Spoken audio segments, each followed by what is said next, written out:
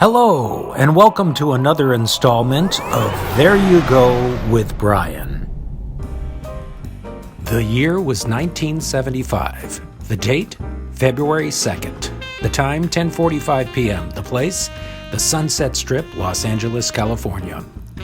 Vaughn Greenwood had just purchased some drugs from a local dealer, and while making small talk, he had discovered that the mansion on the hill overlooking the strip belonged to a newly crowned movie star, Burt Reynolds.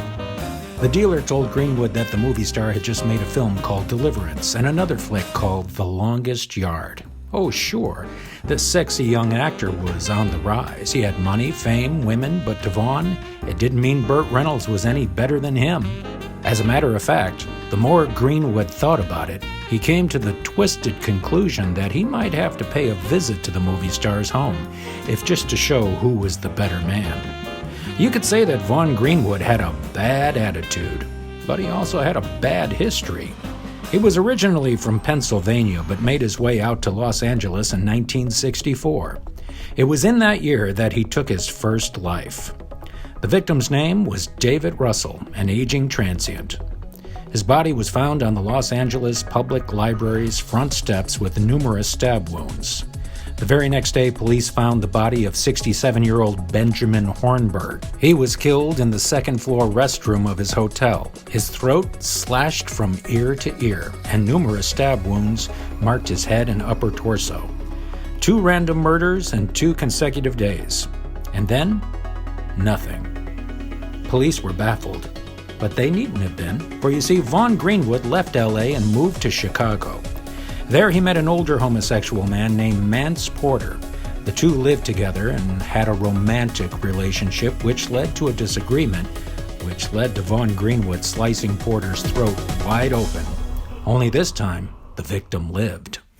Greenwood was found guilty and was sentenced to 10 years in an Illinois prison. He served 5.5. While incarcerated, Greenwood spent most of his time in the gym. When he was released, he was 250 pounds of raw serial killer muscle. There's an old saying, a criminal always returns to the scene of his crime, and so was the case for Vaughn Orrin Greenwood. Upon arriving in Los Angeles, on a dark night he attacked a homeless man. The man's name was Charles Jackson.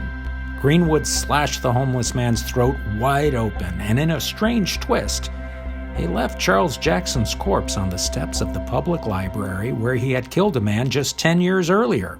Only this time, there was a ring of salt sprinkled around the man's body. A cup was filled halfway with blood. It appeared someone was drinking out of that cup. And the oddest of all, the dead man's shoes were removed and positioned in such a way that they were pointed towards the man's head. Greenwood had committed 2 murders a decade earlier. His killing of Jackson marked the beginning of a killing spree that left 9 men dead in a span of just 2 months. Every time the M.O. was the same, always killed with a large knife, throat slit from ear to ear, and of course, a ring of salt around the body. And the odd display of the victim's shoes. Eventually, the police and local newspapers began to call this man the Skid Row Slasher.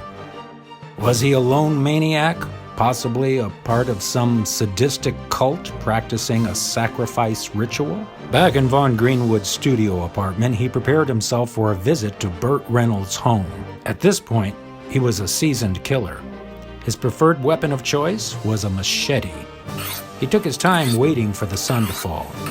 It gave him time to make the machete razor sharp. Around midnight, Vaughn Greenwood left his apartment. He wrapped his machete in a newspaper and proceeded to walk the 5+ miles from Skid Row to the Sunset Strip. From there, he slipped onto a side street and climbed up a dirt hill, going through trees and bushes to arrive at a fence that bordered the edge of Burt Reynolds' property. Peering through the back windows, Greenwood could see a dim light on. It wouldn't be long. He reached the back door of Reynolds' home, picked up a rock from the garden, and smashed the window. No alarm system. This was going to be easier than he imagined. In his right hand, he held on to his machete with a death grip. With his left, he put it through the broken window and unlocked the kitchen door. He entered.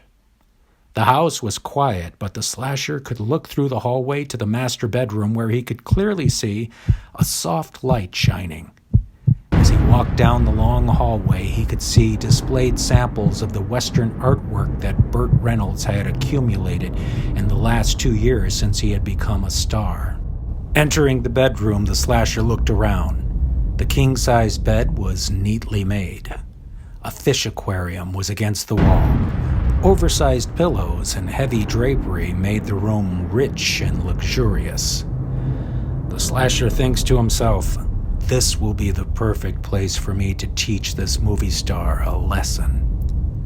But much to his disappointment, after exploring the house, he finds that Burt Reynolds is not home. At this point, Greenwood decides to wait for the movie star to return. It's after 2:30 a.m. The slasher decides to wait in Reynolds' closet, ensuring that Reynolds will have a bloody surprise in the middle of the night. Surely Reynolds will be home soon. Once inside the closet, Greenwood finds a Mexican poncho and a cowboy hat, a gift to Reynolds from his friend Clint Eastwood. It's the outfit that Clint wore in the movie The Good, the Bad, and the Ugly. Greenwood puts the outfit on. He waits in the closet for over an hour, but Burt Reynolds never comes. Greenwood becomes impatient and leaves Reynolds home to go up the hill to the neighbor's house. He breaks in the back door and finds two men inside, Clyde Hayes and Kenneth Richer. They were listening to music and drinking wine. It's at this point that Greenwood attacks. Wielding his deadly machete, he starts to inflict damage on the bodies of these two men that in their wildest nightmares they could never imagine. By the second swing of the razor-sharp machete, Hayes lies bloody and dead on the floor. At this point, in a last desperate effort to survive the assault, the scared and confused Richer rushes the slasher, grabbing him around the waist. The slasher inflicts damage on his back with the blade. Both men go crashing through the picture window in the living room. Laying outside in the yard, the slasher swings his machete once more before walking away. It's almost 3 a.m. now. Burt Reynolds finally arrives back at his home. He steps inside, washes up, strips off his clothes, and crawls into bed. He falls asleep immediately. Within 15 minutes, he is awakened by a sound. Someone is in the room with him. He sits up in bed and turns on a small light on the nightstand. He looks down to see the horrific sight of Kenneth Richer crawling on his bedroom floor, having come through the sliding glass windows. He's making a horrible gurgling sound. He's covered in blood. He seems to be asking Burt Reynolds for help. Reynolds grabs the phone to call for the ambulance. It's at this point that he looks through the sliding doors of his bedroom and sees the slasher. The killer is standing not more than 20 feet away from him, still wearing the cowboy hat and poncho, holding the bloody machete in his right hand. Reynolds is frozen with fear. You know the feeling. Your body shuts down.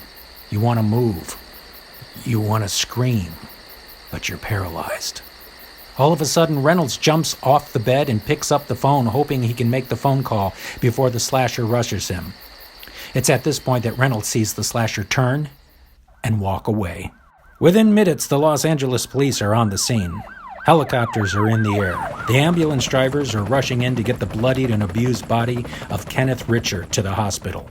Miraculously, he survives. The detectives can see that the Skid Row slasher made his getaway down the hill behind Reynolds' home. They even managed to find a small wallet with food stamps inside. Now they know the true identity of the Skid Row slasher.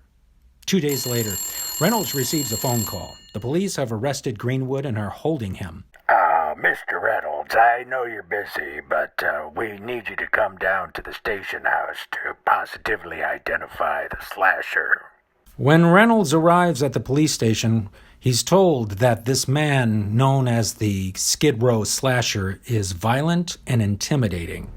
Whatever you do, says the sergeant, don't let him stare you down. Once inside the room with the slasher, Reynolds IDs him as the man who was at his house with the machete. Burt can see that Greenwood is handcuffed, yet as he sits at the table across from him, he seems to be writing something down on a yellow legal pad. all the while staring directly at Reynolds. After Burt IDs the man, he gets up to leave. He turns back to look over his shoulder, and he can see that the legal pad says over and over again, "Kill Burt Reynolds." At his hearing, the slasher was told by the judge that he was a menace to society. Vaughn Greenwood was convicted of 9 counts of murder, and he would receive the maximum penalty for his crimes, 32 years to life. Greenwood spent the rest of his life in prison and died December 18, 2020, at the age of 76 in California's men's colony at San Luis Obispo, California. Burt Reynolds went on to make movies for the next 40 years. As a matter of fact, from 1978 until 1982, Burt Reynolds was the biggest movie star in the world. But that was long after that strange and bloody night in February of 1975, when the movie star met the Skid Row slasher. Thank you so much for joining us for There You Go with Bryan. If you'd like to support this channel, please click the Venmo or Patreon link below. We always appreciate your support and look forward to seeing you next time on There You Go with Bryan.